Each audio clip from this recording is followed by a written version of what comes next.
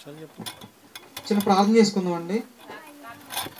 పరలోకమందున మా యొక్క తండ్రి గతించిన ఆదివారం నుంచి ఈ ఆదివారం కూడా సజీవ లెక్కలో ఉంచి తండ్రి నీ సన్నిధిని చేరుకొని కొన్ని మాటలు మేము ఆలోచించే భాగ్యాన్ని ప్రతి ఒక్కరికి ఇచ్చినందుకు మీకు స్తోత్రాలు తండ్రి. చెప్పబడుతున్న వాక్యం మా హృదయంలో నింపుకొని తండ్రి ఆ మాటల ద్వారా మేము బ్రతికే భాగ్యాన్ని ప్రతి ఒక్కరు కూడా దయచేసి తండ్రి నీ చిత్తంలో ఇంకా మీ సన్నిధిలో అనేక మాటలు నేర్చుకొని ఇంకా ఆత్మీయంగా బలపడే భాగ్యాన్ని ప్రతి ఒక్కరు కూడా దయచేయమని యేసుక్రీస్తు ప్రభువారి నామమున చిన్న ప్రార్థన మనల్ని అడుగుతున్నా తండ్రి, ఆమేన్. కూడి వచ్చిన ప్రతి ఒక్కరు కూడా నా హృదయపూర్వకమైన వందనాలండి. దేవుని చిత్తాన్ని బట్టి ఇప్పటివరకు కూడా కొన్ని మంచి మాటలు మనం నేర్చుకున్నాము. అయితే బైబిల్ని మనం ఎక్కువగా ఆలోచిస్తూ ఉండాలి, దాని ప్రకారంగా నడుచుకోవాలి. అయితే క్రైస్తవుల్లో చాలామంది ఏమనుకుంటారంటే క్రైస్తవులను ఎక్కువగా ఈ నియమాలు నిబంధనలు ఎక్కువగా ఉంటే ఇది చేయకూడదు అది చేయకూడదు ఏమండి, ఇది చేయకూడదు అది చేయకూడదు అన్నీ కూడా నిబంధనలేనండి. ఇలా నడవకూడదు, ఆ డ్రెస్ వేసుకోకూడదు, ఈ డ్రెస్ వేసుకోకూడదు, ఇది తినకూడదు అటు తినకూడదు అనుకుంటారు. అవునా కదా? ఈ మాట మాట్లాడకూడదు. అదే క్రైస్తవులో లేకపోతే మన ఇష్టం వచ్చినట్టు ఉండొచ్చు అనుకుంటారు. అవునా కదా? అందుకే చాలామంది ఏమంటారంటే క్రైస్తవుల్ని, మీరు క్రైస్తవులు కదా, మీరు అది చేయకూడదుగా, ఇది చేయకూడదుగా, టీవీ కూడా చూడకూడదుగా, సినిమా చూడకూడదుగా. సో ప్రతిదాన్ని ఆట పట్టించడానికి ప్రయత్నం చేస్తుంటారు. అవునా కదా? అయితే ఇలా మన క్రైస్తవులు బ్రతకడానికి ఇన్ని నియమ నిబంధనలు దేవుడు పెట్టాడు. అవునా కదా? ఇన్ని నియమ నిబంధనలు దేవుడు పెట్టాడు. అయితే నియమ నిబంధనలు అనేవి మనిషి అభివృద్ధి చెందడానికా, అభివృద్ధిలో నుంచి పోవడానికా? ఉదాహరణకి మనం ఆలోచిస్తే, మనం ప్రాక్టికల్గా మనం ఆత్మీయంగా కాకుండా శరీర పరంగా మనం ఆలోచిస్తే, ఇప్పుడు ఉదాహరణకి మనం సాధారణంగా మన దేశంలో ఎక్కువగా ఇప్పుడు అక్కడ ఏదన్నా షాప్ పక్కన డ్రింకో టీనో తాగేస్తాం అనుకోండి, ఏం చేస్తాం? ఆ కప్పు కానీ ఆ బాటిల్ కానీ ఏం చేస్తాం? తాగేసి అక్కడ పడేసేస్తాం. అంటే మన దేశంలో కూడా చాలా నియమ నిబంధనలు ఉన్నాయి, కానీ అమల్లో పెట్టడం ఆలస్యం అవుతుంది. అదే ఇప్పుడు మనం ఇతర దేశాల్లోకి వెళ్ళకుండా, ఇప్పుడు అమెరికానో చైనానో ఎక్కడికి వెళ్ళాం అనుకో, జపాన్ వెళ్ళాం అనుకోండి, అక్కడ కప్పు తాగడ పడేస్తే ఏమవుద్ది? కేసు అవుద్ది. లేకపోతే అంటే ఇప్పుడు అమెరికా వెళ్తే అక్కడ అభివృద్ధి చెందిందా, అభివృద్ధి తక్కువగా ఉందా? ఇప్పుడు చైనా వెళ్ళాం, అక్కడ అభివృద్ధి ఎక్కువగా ఉందా, అభివృద్ధి తక్కువగా ఉందా? ఇప్పుడు జపాన్ వెళ్ళాం అంటే అక్కడ శాసనాలు ఎలా ఉన్నాయి?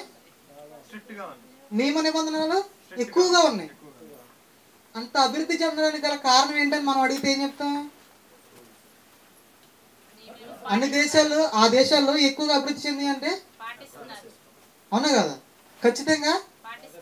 కొన్ని దేశాల్లో, ఇప్పుడు మన దేశంలో ఎవరైనా ఒక ధనవంతుడు లేదా రాజకీయ నాయకుడు ఒక 10,000 కోట్లు అప్పు చేసేవనుకోండి, కట్టకర్లా. ఇప్పుడు మనం బ్యాంకులో 1,00,000 రూపాయలు అప్పు చేసామనుకోండి, రోజు భయపడిపోతాం ఎప్పుడో చేయమంటారని. కానీ ఇప్పుడు ఒక వ్యక్తి 10,000 కోట్లు అప్పు చేసాడు అనుకోండి, రాజకీయ నాయకుడు బాగా బిజినెస్ మ్యాన్, ఏం చేయాలంటే ఇతర దేశంలో ఏదో లండన్ ఎక్కడికి వెళ్ళిపోయి అక్కడ ఉండిపోయి అడగరు, అక్కడి నుంచి తీసుకురాలేరు. అవునా కదా? ఎందుకని?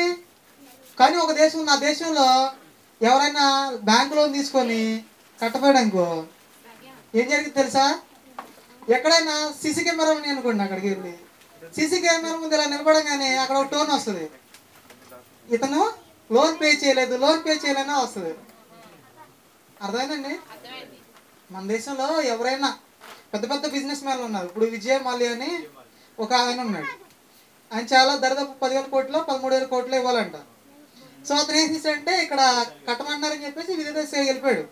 అక్కడి నుంచి అతను తీసుకురాలేరు, అతనితో కట్టించలేరు. మన దేశంలో పరిస్థితి అలా ఉంది. కొన్ని దేశాల్లో నియమ నిబంధనలు ఎలా ఉన్నాయి, అది శాసనాలు ఎలా ఉన్నాయి, స్ట్రాంగ్గా ఉన్నాయి. ఆ దేశంలో ఏం జరుగుద్ది అంటే, ఇతను లోన్ కట్టలేదు, ఒక వ్యక్తి కొన్ని లక్షలు తీసుకున్నా లేదా కొన్ని కోట్లు తీసుకుని లోన్ కట్టలా. ఇప్పుడు మన ఏలూరు వెళ్ళంగానే సీసీ కెమెరా అన్ని చోట్ల ఉంటాయా? సీసీ కెమెరా ఉంటాయి, మామూలు కెమెరా, అన్ని కెమెరాలు ఉంటాయి. వెళ్ళిన తర్వాత అక్కడికి వెళ్ళి ఇలా నిలబడడానికి, ఇతను ఏదో షాప్ ముందు ఇలా నిలబడితే ఇతను లోన్ కట్టలేదు పలానా పేరు చెప్పి ఇతను లోన్ కట్టలేదు అని వస్తుంది. అంటే ఇప్పుడు అతను ఈజీ కట్టేస్తాడా లేదా? అంటే ఇతను లోన్ కట్టేయడం వల్ల దేశం యొక్క అభివృద్ధి జరుగుతుంది. అంటే ఆ శాసనం అక్కడ పెట్టడం వల్ల ఏం జరుగుతుంది? దేశ అభివృద్ధి జరుగుతుంది. అంటే దేవుడు ఇచ్చిన ఈ ఇది గ్రంథం ఏదైతే ఉందో ఇది శాసనాలు. అంటే ఇన్ని శాసనాలు ఇప్పుడు నేను చెప్పారు కూడా సార్ పోయినా సార్ చెప్పారు ఎన్ని పేజీలు ఉన్నాయి? 1000 చిల్లర నేను చెప్పారు ఎగ్జాంపుల్. అంటే అన్ని నిబంధనలు ఉన్నాయి అనుకోండి. కొంతమంది ఏమంటారంటే ఇన్ని నిబంధనలు పాటించాలా అనుకుంటారు. ఇన్ని నిబంధనలు పాటిస్తేనే నువ్వు అభివృద్ధి చెందుతున్నట్టు. అంటే నియమ నిబంధనలు ఉన్న దేశాలు మాత్రమే అభివృద్ధి చెందింది. ఎలా అర్థమవుతుందో మనకి? మనం కూడా అభివృద్ధి చెందాలంటే పాటించాలి. అందుకే ఏమన్నారంటే క్రీస్తుని నమ్ముకున్న వాడికి శిక్ష లేదంట, నమ్ముకున్నవాడికి శిక్ష అంట. మా దేవుడు అయితే అట్ట కాదు, నువ్వు ఎలా ప్రశ్న పర్లేదు, తిట్టినా కానీ మాకు స్వర్గం ఇచ్చేస్తాడు. ఆ దేవుడు తిట్టినా స్వర్గం ఇచ్చేస్తాడంట. అర్థమైందండి? అంటే దేశంలో నువ్వు ఎట్ట బతికేసినా సరే నీ దేశం అభివృద్ధి చెందిద్దా? చెందదు కదా. సో శాసనాలు అనేవి అభివృద్ధి చెందడానికి. అంటే మనకిచ్చిన దేవుడిచ్చిన శాసనం ఏంటి? బైబిల్. అంటే బైబిల్ ఇచ్చింది దేనికి? అభివృద్ధి చెందడానికి, అభివృద్ధిలో నుంచి పోవడానికి కాదు. అవునా కదా? అందుకే మన దేశాన్ని ఏమంటారు? అభివృద్ధి చెందుతూ ఉన్నా. అంటే ఇప్పుడు అభివృద్ధి చెందాలంటే ఏం చేయాలంటే శాసనాలు స్ట్రాంగ్ చేయాలి. అవునా కదా? శాసనాలు స్ట్రాంగ్గా లేకపోతే ఇప్పుడు మన ఏలూరు ఎలా ఉంది, అక్కడ రెడ్ లైట్ పడింది, ఏం చేయాలి? ఆగాలి. రెడ్ లైట్ పడినా వెళ్ళిపోతే ఏమవుద్ది? పాటించినట్టు. ఫైన్ తర్వాత ఇప్పుడు ఉంది యాక్సిడెంట్ అవుద్ది. అవునా కదా? అంటే రెడ్ లైట్ పెట్టింది ఎందుకు? నువ్వు జాగ్రత్తగా సాపికి వెళ్తావని. అదిగో నేను వెళ్ళడానికి నువ్వు ఆపేసావు. నువ్వు ఆపేసావు అంటే ఎలా ఉంటుంది? అంటే ఇతను తప్ప, పెట్టినోడు తప్ప? ఇతనే తప్పు కదా. సో నువ్వు సరిగ్గా క్షేమంగా నడవాలి అంటే ఆ సూచన నువ్వు పాటించాలి. సో దానికోసం పెట్టబడింది తప్ప నిన్ను పాడు చేయడానికి, ఇబ్బంది పెడతానికి, నిన్ను లేట్ చేయడానికి కాదు. అవునా కదా? సో ఇలా కొన్ని శాసనాలు మనం చూద్దాం. ద్వితీయోపదేశ గ్రంథం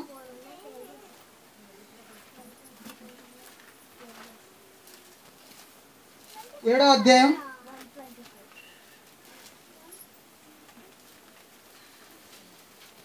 అధ్యాయం 9-10 వచనాలు. కాబట్టి నీ దేవుడైన యెహోవా తానే దేవుడనియు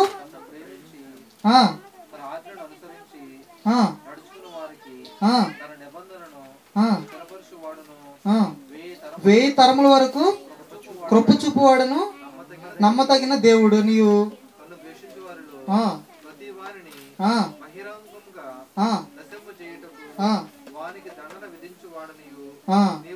నీవు తెలుసుకోవాలను.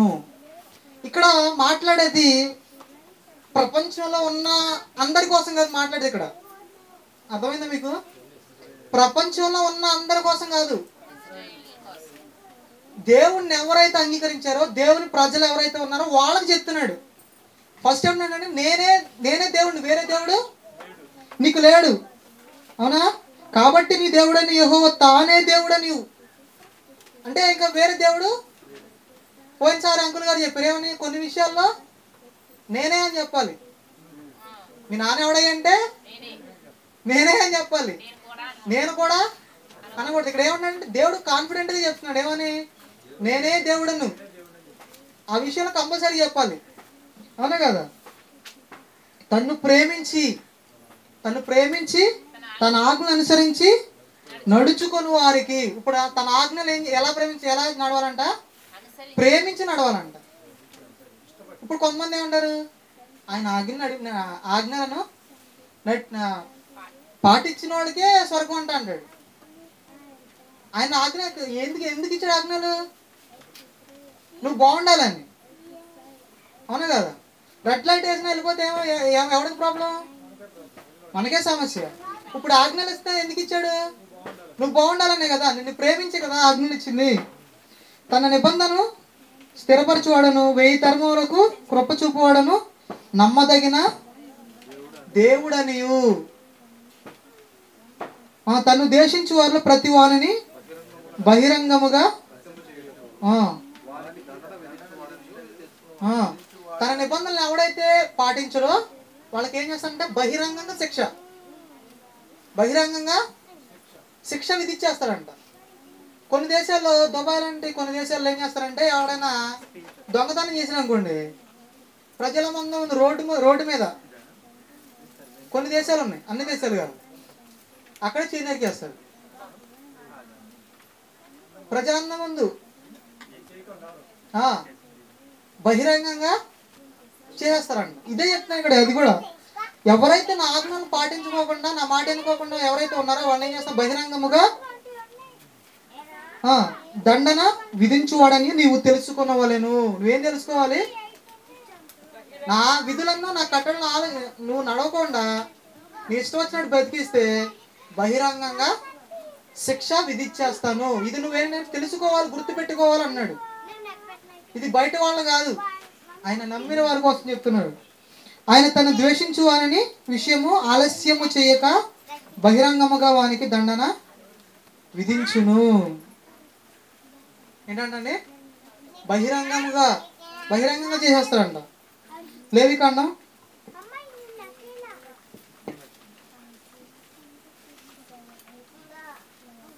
10వ అధ్యాయం 1-2 వచ్చింది.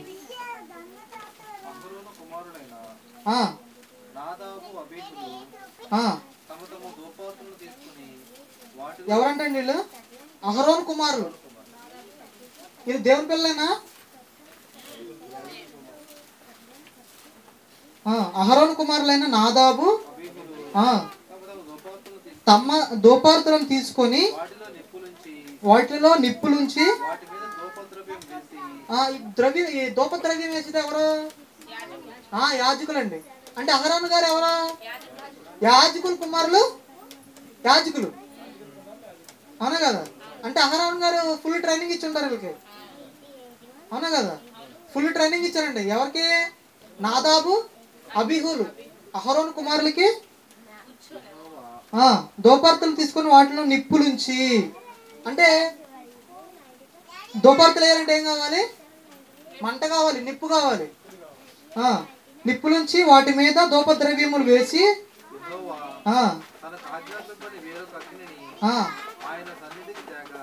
ఏం తెచ్చేసారంట? అంటే అక్కడ అగ్ని తేవాలంటే ఎవరు అగ్ని ఉండాలి? ఇదిగో ఇక్కడ అగ్ని ఉంది, తీసుకెళ్ళి నువ్వు దూపమేని ఒక ఆజ్ఞ ఇవ్వాలి. అంటే దేవుని ఆజ్ఞ ఇచ్చినప్పుడు వచ్చే అగ్ని ఏంటి? యెహోవా తమకు ఆజ్ఞాపింపని వేరొక అగ్ని. ఇక్కడ ఏం చేశాడు? ఈయన ఆజ్ఞ వల్ల, ఆజ్ఞ ఏంటి? శాసనం, చట్టం. ఆయన ఆజ్ఞ ఇవ్వని వేరొక అగ్నిని తీసుకొచ్చి ఏం చేశారు? వేరొక అగ్ని ఆయన సన్నిధికి తెచ్చి తేగా యెహోవా సన్నిధి నుండి అగ్ని బయలుదేరి వచ్చి వారిని కాల్చివేసాను. వారు ఎక్కడ మృతి పొందారంట? యెహోవా సన్నిధిని వారిని ఏమయ్యారు? మృతి పొందారంట. వీళ్ళు యాజకులు అండి. ఇక్కడ యాజక ధర్మం నడిపిస్తున్నారు. వాళ్ళు అక్కడ చేయాల్సిన పని ఏంటి? దూపం వేయడు. ఈ దూపం కోసం ఒక అగ్ని తీసుకురావాలి. ఒక అగ్ని. ఏ అగ్ని అది? దేవుడు ఏదైతే ఆజ్ఞాపించాడో ఆ అగ్ని మాత్రమే తీసుకురావాలి. వీళ్ళు ఇష్టం వచ్చినట్టు అగ్ని ఎక్కడ పడితే అక్కడ తీసుకొచ్చేయకూడదు. దేవుడి దిగు పలానా చోట్ల ఈ అగ్ని ఉంది, తీసుకొచ్చి ఇక్కడ దూపం, ఈ దేవుడి సన్నిధిలో దూపం అంటే అదే చేయాలి. లేదా ఎక్కడో ఎవడో మంటేశాడు అంటే అక్కడ తీసుకొచ్చేయకూడదు. అంటే దేవుడు ఏదైతే ఆజ్ఞాపించని అగ్ని ఏదైతే ఉందో దాన్ని తీసుకొచ్చి దేవుడి సన్నిధిలో అగ్ని వేసేసారు. సో ఏం జరిగింది? అందుకే చెప్పాడు అక్కడ ఏమని అంటే బహిరంగంగా వాళ్ళని శిక్షిస్తానన్నాడు. సో ఇక్కడ జరిగింది ఏంటంటే దేవుడు ఆజ్ఞాపింపని వేరే అగ్ని తీసుకొచ్చేసి ఆయన సన్నిధిలో వేసేసారు అహరోను కుమారులు, అవునా కదా? వెంటనే వారు ఏమయ్యారు? ఇందాక ఏం చెప్పాడు? హెర్బమనియా స్పీడ్ పోస్ట్ అన్నాడు కదా. ఇక్కడ కూడా స్పీడ్ పోస్ట్ వచ్చింది, అవునా కదా? తర్వాత చూడండి సంఖ్యాకాండం ఎక్కడి నుంచి తెచ్చారో చూద్దాం. ఈ అగ్నిని ఎక్కడి నుంచి తెచ్చారో సంఖ్యాకాండము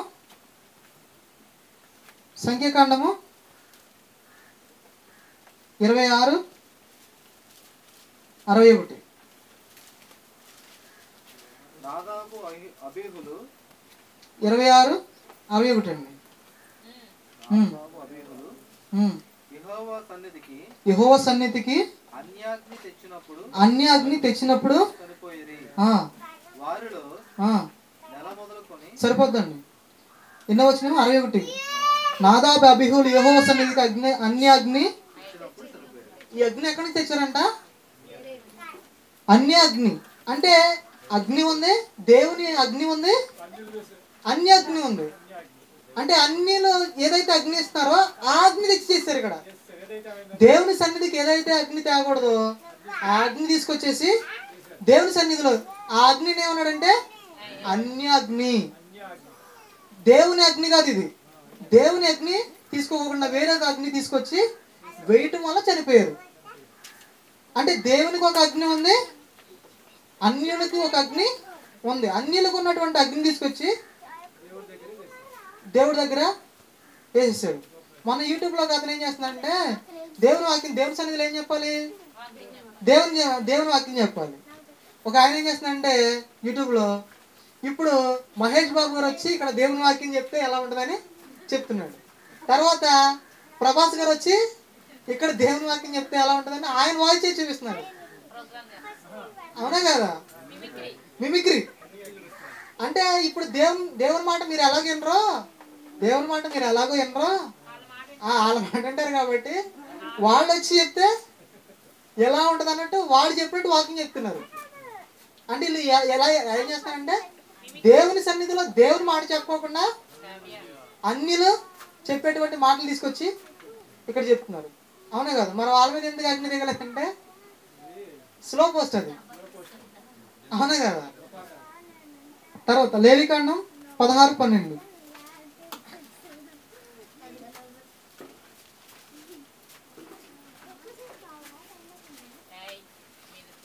యెహోవా సన్నిధినున్న 16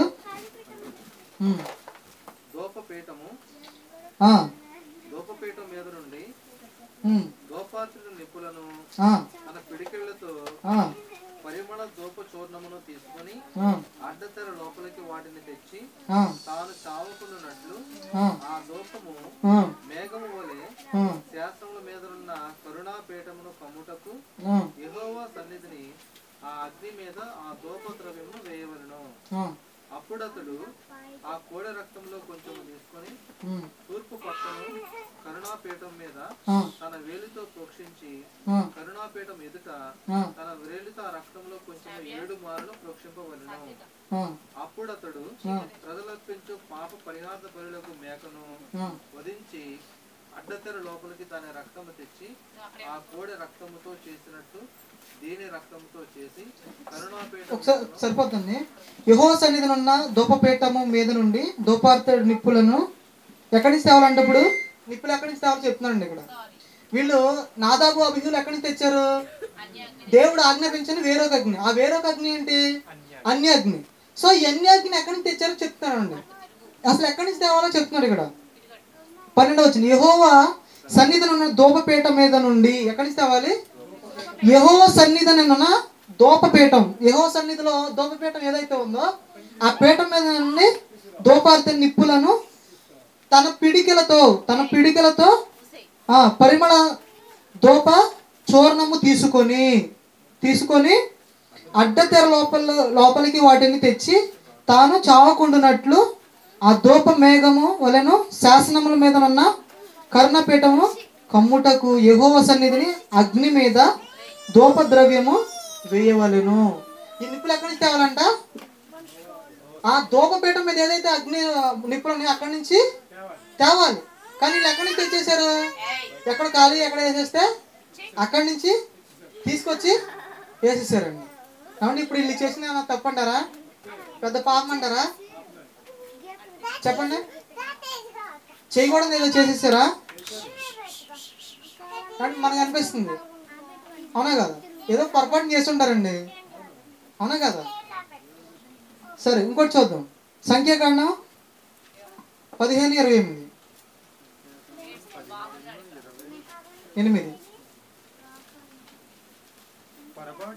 పొరపాటున యెహోవా సన్నిధిని దాన్ని చేశాను కనుక పాపము చేసిన వాని నిమిత్తము యాజకుడు ప్రాయశ్చిత్తము చేయును. వాని నిమిత్తము ప్రాయశ్చిత్తం చేయుట వలన వాడు క్షమాపణ నందును. ఇక్కడ ఏం చెప్తున్నాడండి? ఎవరైనా పొరపాటుగా చేస్తే ఏమవుద్దంట? యాజకుడు చేస్తాడు. అవునా కదా? 28 మరొకసారి చూడండి. పొరపాటున యెహోవా సన్నిధిని దాన్ని చేశాను గనక తెలియజేస్తే ఏమవుద్ది? ఇక్కడ 2 రకాలు ఉంటాయండి. తప్పును మోసం అని 2 అన్నదమ్ములు ఉన్నారండి. ఎవరో తప్పు మోసం. తప్పు అనేవాడు చిన్నోడు, మోసం అనేవాడు పెద్దోడు. తప్పు అంటే ఏంటి? తెలియచేసి దాన్ని ఏమంటారు? మోసం అంటే వీడు ఆ పెద్దోడు అన్నమాట. వీడు బాగా ముదిరిపోయాడు. ఏం చేస్తాడంట? తప్పు అంటే మనం తెలియజేసేస్తాం, ఏదో తప్పు జరిగిపోయింది అన్నాడు. మోసం అంటే కావాలని చేసేది. మోసం అంటే పలానా వ్యక్తి నేను ఏం చేసినంటే కావాలనే దాన్ని మోసం అంటారు. తప్పు అంటే ఒకవేళ పొరపాటున తప్పు చేస్తే ఏం జరుగుతుందంట? 28వ వచనం, పొరపాటున యెహోవా సన్నిధిని దాన్ని చేశాను కనుక తెలియకే పాపం చేసిన వాని నిమిత్తము యాజకుడు ప్రాయశ్చిత్తము చేయును. యాజకుడు అంట ఎవరైనా తెలివి చేస్తే ప్రాయశ్చిత్తంగా ఒక బలి చేస్తాడు. కానీ ఇక్కడ చేసింది ఎవరు? యాజకుడు. మరి యాజకుడే చేశాడు, పొరపాటు కాదు ఇది. ఒకవేళ ప్రాయశ్చిత్తం ఉంది, పొరపాటును చేస్తే ఏముంది? ప్రాయశ్చిత్తం ఉంది. వాని నిమిత్తము ప్రాయశ్చిత్తం చేయడం వలన వాడు క్షమాపణ నొందును. మరి అంటే వీళ్ళిద్దరు క్షమాపణ లేదా? వెంటనే చనిపోయారేంటి అంటే వీళ్ళు తెలిసే చేశారు. వీళ్ళు అవునా కాదు? తెలిసే చేశారంటండి. దినవృత్తాంతం 26:3 చూడండి.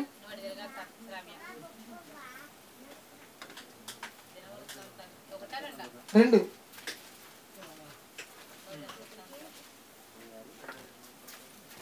26:3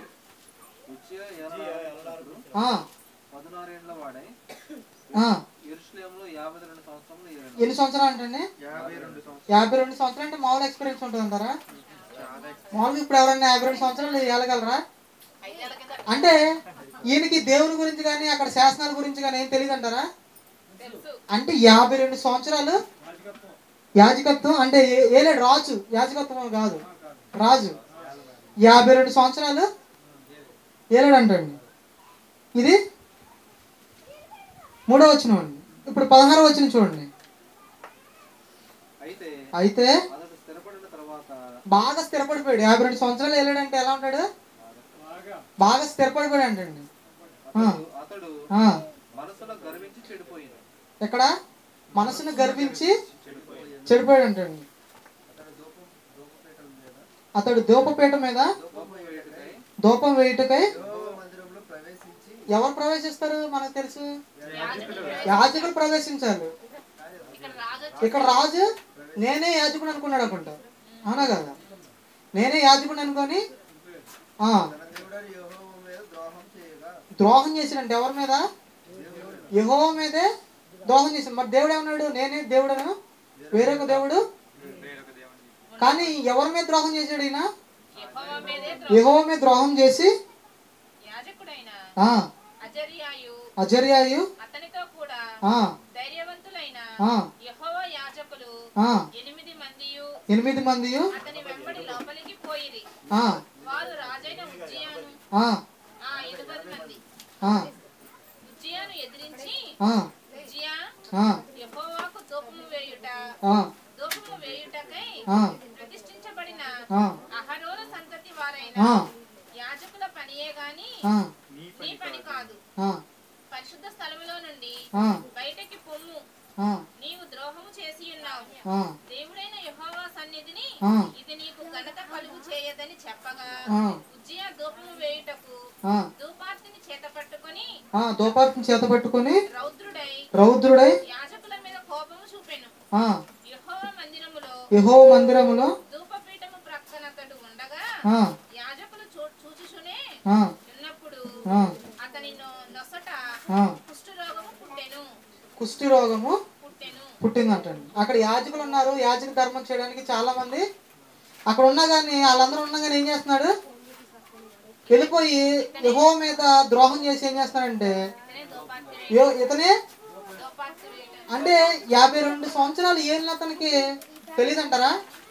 అంటే ఇతను కావాలని చేశాడా, తెలిసి చేశాడా? అంటే ఇతను మోసం చేసినట్టు, తప్పు పొరపాటున చేయలేదండి. అప్పుడు అక్కడ ఉన్నటువంటి యాజకులందరూ ధైర్యం తెచ్చుకుని, అంటే రాజుని ఎదిరించడానికి ధైర్యం ఉండదు కదా, ధైర్యం తెచ్చుకుని వెళ్ళి నువ్వు చేసేది దేవునికి ద్రోహం చేసావు, నువ్వు ఆయన మీద కోపం తెచ్చుకున్నావు కాబట్టి నువ్వు చాలా జాగ్రత్తగా ఉండాలని వార్నింగ్ ఇచ్చారు. వార్నింగ్ ఇచ్చినా కూడా ఆయన ఏం చేశాడు, కోపంతో ధూపం వేస్తాడు.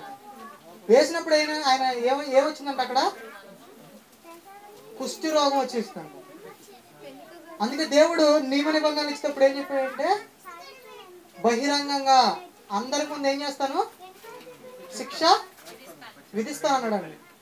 అందుకే ఈ రాజు అనుకున్నాడు అనమాట, నేను రాజుని ఏం చేసినా చెల్లుద్ది రైట్ అనుకున్నట్టు లోపలికి వెళ్ళి ఏం చేశాడు, బలిపీఠం మీద దూపం వేసేసాడు. అప్పుడు అందరూ చూస్తున్నాం కానీ ఏం జరిగింది అక్కడ, ఆయనకి కుష్టి రోగం. అంటే నియమ నిబంధనలు లేదా శాసనాలు పాటించినట్టయితే ఆయన ఎలా ఉండేవాడు,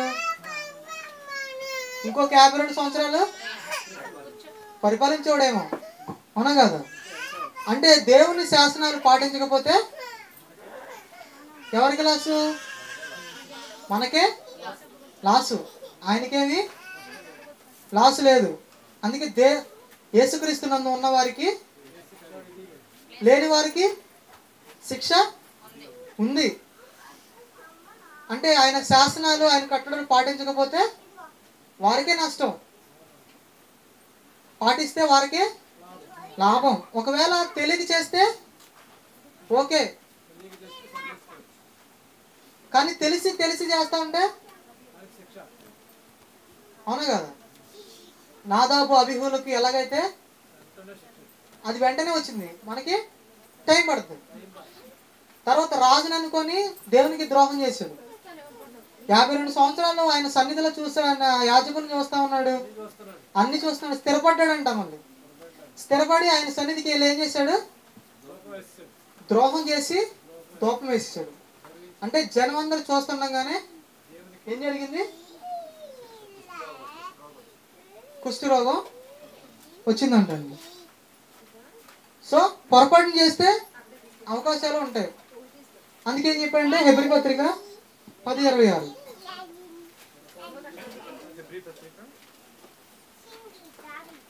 10:26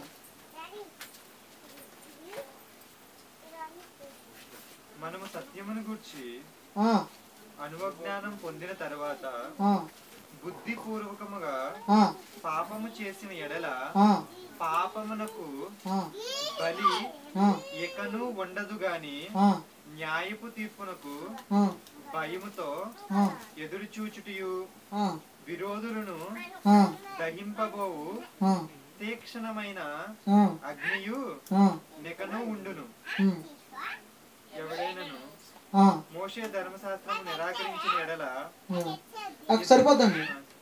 26వ వచనం మరొకసారి చదువుతున్నాం. మనం సత్యము గురించి అనుజ్ఞానం పొందిన తర్వాత, అంటే శాసనాలు అన్ని తెలిసినా కూడా ఏం చేసామంటే బుద్ధిపూర్వకంగా, అంటే అర్థం ఏంటి,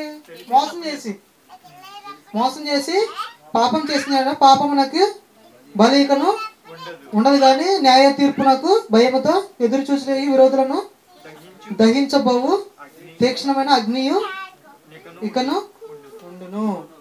అంటే మీరు తెలిసి చేయకూడదు. ఒకవేళ తెలిసి తెలియక చేస్తే క్షమాపేక్ష ఇస్తాను అంటాడు. తెలిసి ఎక్కువగా చేస్తే ఏమవుతుంది, అవునా కదా? అంటే ఇప్పుడు మనం ఏం చేయాలంటే ఆయన ఆజ్ఞలను ఆయన కట్టడలను గైకొని వాటి ప్రకారం నడుచుకుంటే పరలోకం, లేకపోతే అగ్ని మన కోసం ఎదురు చూస్తుంది, దానికోసం ఎదురు చూడమన్నాడు, అవునా కదా? అంటే ఇప్పుడు క్రైస్తవులు రోజు రోజుకి అభివృద్ధి చెందుతున్నారా, తగ్గిపోతున్నారా?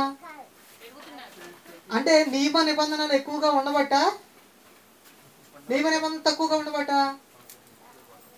అవునా కదా? ఇప్పుడు దేశం అభివృద్ధి చెందంటే కారణం ఏంటి? శాసనాలు కరెక్ట్గా ఉన్నాయి కాబట్టి అభివృద్ధి చెందుతుంది. ఇప్పుడు శాసనాలు సరిగ్గా లేకపోతే ఏమవుతుంది? అభివృద్ధి ఉండదు. మరి ఇప్పుడు ఈరోజు క్రైస్తవం అభివృద్ధి చెందుతుందంటే శాసనాలు, దేవుడు చేసిన శాసనాలు కరెక్ట్గా ఉన్నాయి, బాగున్నాయి కాబట్టి. అవునా కాదు? సో ఇప్పుడు మనందరం ఏం చేయాలి? శాసనాలను జాగ్రత్తగా పాటించాలి, గైకొనాలి. శాసనాలను గైకొనక నేను స్థిరపడ్డానని రాజు అనుకున్నాడు. అవునా కదా? నాదాబు అబీహులు కూడా అలాగే చేశారు. అంటే మనం క్రైస్తవాన్ని అభివృద్ధి చెందాలంటే ఖచ్చితంగా ఈ శాసనాలు అనేవి ఖచ్చితంగా ఉండాలి. లేకపోతే అభివృద్ధి ఉండదు, తర్వాత స్వర్గం కూడా పరలోకం కూడా ఉండదు అనమాట. అందుకే ఇవన్నీ కూడా మనకి దేవుడు ఇచ్చాడు. అంతేగాని నువ్వు నాశనం అయిపోవాలి, అలా అయిపోవాలని దేవుడు శాసనాలు చేయలే. బాగా అభివృద్ధి చెందాలని దేవుడు ఇచ్చాడండి. ఈ చిన్న వాక్యాన్ని దేవుడు దీవించిన వచ్చిన ప్రార్థన చేసుకుందామండి. పరలోకమందున్న మా యొక్క తండ్రి, ఇంతవరకు కూడా నీ జ్ఞాన గ్రంథం నుంచి అనేక మాటలు నేర్చుకుని తండ్రి, వాటి ద్వారా మేము నడుచుకొని తండ్రి, నీ శాసనాలు గైకొని తండ్రి, వాటి ద్వారా మేము అభివృద్ధి చెందాలని ఇచ్చారు తప్ప మేము అభివృద్ధి చెందకుండా ఉండాలని కాదు. కానీ తండ్రి, నీ శాసనాల ద్వారా ఇంకా అభివృద్ధి చెంది తండ్రి, మీ అందు భయము భక్తి కలిగి ఉండే భాగ్యం ప్రతి ఒక్కరు కూడా దయచేయమని యేసుక్రీస్తు నామమున చిన్న ప్రార్థన మనని అడుగుతున్నా తండ్రి, ఆమేన్. రొట్టె ద్రాక్షారసం తీసుకుని వెళ్ళిపోదాం.